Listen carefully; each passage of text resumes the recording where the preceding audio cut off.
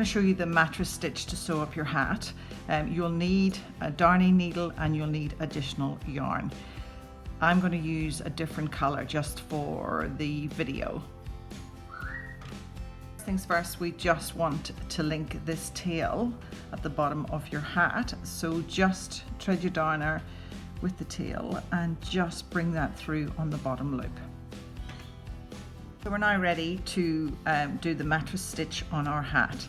I would thread up about 1 meter of yarn, and as I said, I'm using contrast on this. Now what we need to do is just lay it flat, and what we will do is we will just link that first little bridge. So if you can look at it there, it's like a little bridge between those two stitches. So look for that little bridge, and what I want you to do is just hook under it, and then I want you to go to the other side and find the equivalent bridge. So there we have that little bridge, and just keep it very, very loose. So look for the bridge again and again. So just pull that just very loosely for now. And you're looking for the next bridge. And the next one, and the next one.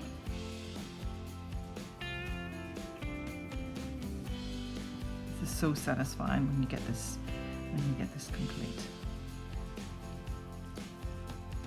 So again, look for that little loop.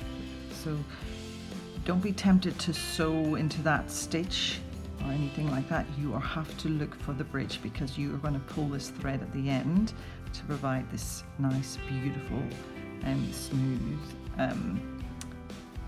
seam.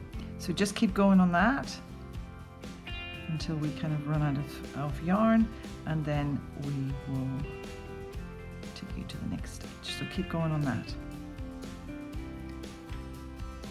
So now I've come to the end of my yarn. What you now need to do, and this is really satisfying, is just to pull those, just tug those, and what you will find is that your two seams will come together. So how satisfying is that? So just keep that nicely tugged, and then you've got a very nice smooth seam. Now this is going to be the back of your hat. I'm going to just pull that forward a little bit, and then I'm going to continue the rest of my hat. We're now coming up to the end, and so just so that we can go around the top. So keep going with your little bridges.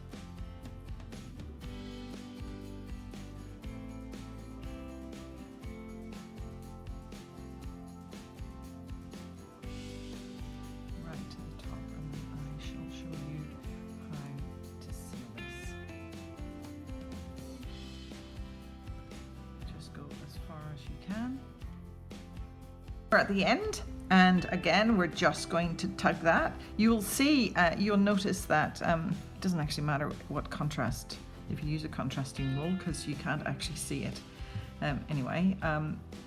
So what you then do is you just are going to go underneath there, and you're just going to just make sure that that's nice and flat, and then you're going to seal it. So just loop it through a few times. And just probably go about 1 centimetre along, and then snip it. And you're going to finish it off by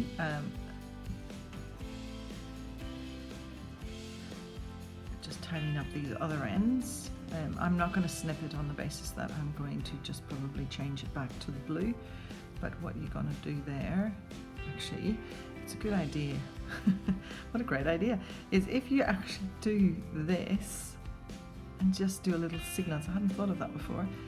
Do a little signal like that, that shows you that that's the back of your hat. So maybe I'll recommend that you do a contrast. So, and then just seal that. Okay, you need to then tidy up this other tail and bring that through and seal that. I would seal it up here and then snip it. And then we also need to bring this one down and just secure that through there.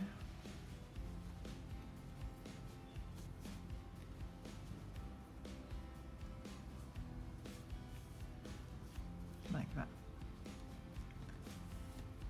Okay. And just snip all of those.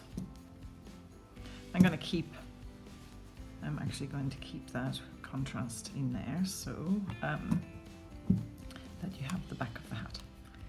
Never done that before. I've knit 170 hats and I've never thought of that before.